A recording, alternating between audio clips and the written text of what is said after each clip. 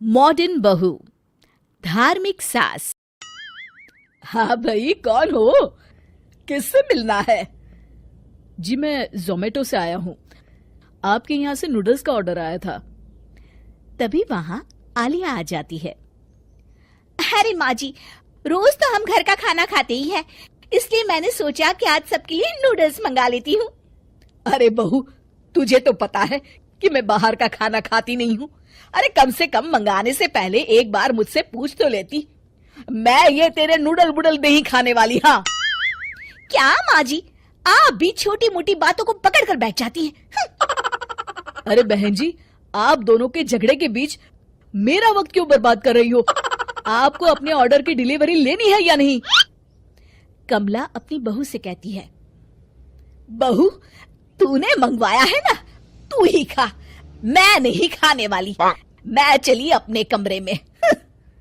Alia चिढ़कर delivery वाले से कहती है, भैया आप एक काम करिए, इसे लेकर वापस चले जाइए।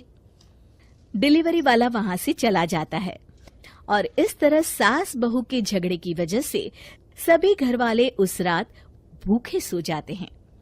फिर एक दिन आलिया अपने घर पर अपने जन्मदिन की पार्टी मना रही होती है।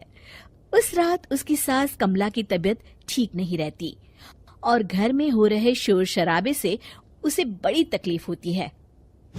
अरे बहू, पागल हो गई है क्या? मेरी तबीयत इतनी ज्यादा खराब है और तू घर में शोर शराबा कर रही है? अरे माँ जी, आज मेरा जन्मदिन है। अरे जन्मदिन तो हर साल होता है। तेरे जन्मदिन के चक्कर में आज मेरा मरण दिन ना हो जाए। ओहो माँ जी, आप तो मेरी हर बात पर कोई ना कोई नुक्स निकालती ही रहती हैं। अब इंसान अपने घर में ही तो अपना जन्मदिन मनाएगा ना। अरे तो जन्मदिन मनाने के तरीके भी तो होते हैं ना। जरूरी थोड़ी है कि शोर शराबा करके ही जन्मदिन मनाया जाए। तभी वहां खड़ी आलिया की सहेलियां आपस में बात करने लगती है। अरे जरा इसकी सास को तो देख, ये तो बड़ी चिड़चिड़ करने वाली लगती है। बेचारी आलिया, उसे कैसी सास मिली है। मेरी मान, अब हमें यहाँ से चलना चाहिए। घर का खराब माहौल देख आलिया की सभी सहेलियां वहां से चली जाती हैं। अपनी सास का ये बर्ताव देख आलिया भी मुंह फुलाकर अपने कमरे में चली जाती है।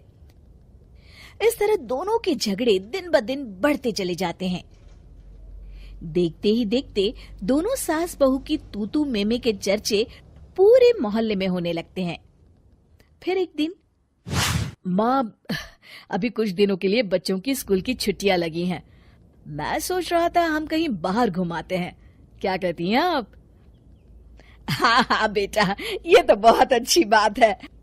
मैं तो कब से वैष्णो देवी जाने की सोच रही थी। चलो इसी बहाने माता के दर्शन भी हो जाएंगे। कमला की बात काटते हुए आलिया कहती है, अरे नहीं नहीं, वैष्णो देवी जाकर क्या करेंगी? मेरी एक सहेली पिछले साल ही गई थी। रास्ते भर बेचारी तकलीफ से गुजरते गुजरते वहां पहुंची।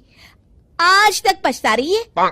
वैष्णो देवी भी कोई घूमने वाली जगह है क्या? एक काम करते हैं, हम लोग शिमला चलते हैं। अरे नहीं बहू, बच्चों को धार्मिक स्थानों पर ले जाने से उनमें अच्छे संस्कार आते हैं और वैसे भी माता के दर्शन किस्मत वालों को ही मिलते हैं। नहीं नहीं माँ जी, मैंने सोच लिया है, हम लोग शिमला जाएंगे। अरे मैंने एक बार कह दिया ना, हम सब वैष्णो देवी जाएंगे। माँ, तुम वैष्णो देवी जाओ और आलिया तुम शिमला चली जाओ। मैं बच्चों के साथ घर में ही रहूंगा। अरे लेकिन आप ये क्या कह रहे हैं? अरे तो और क्या करूं? तंग आ गया हूं मैं तुम दोनों की रोज की झिकझिक से। बस खत्म करो, कहीं नहीं जा रहे हम। घूमने का प्रोग्राम कैंसिल। इतना कहकर राहुल वहां से चला जाता है। उस दिन के बाद से दोनों सास बहू एक दूसरे से मुंह फुलाए रहने लगती है। फिर एक दिन, अरे बहू, आज मुझे बाजार जाना है, चलेगी तू? हाँ माँ जी, मुझे भी काफी सामान खरीदना है, चलिए चलते हैं।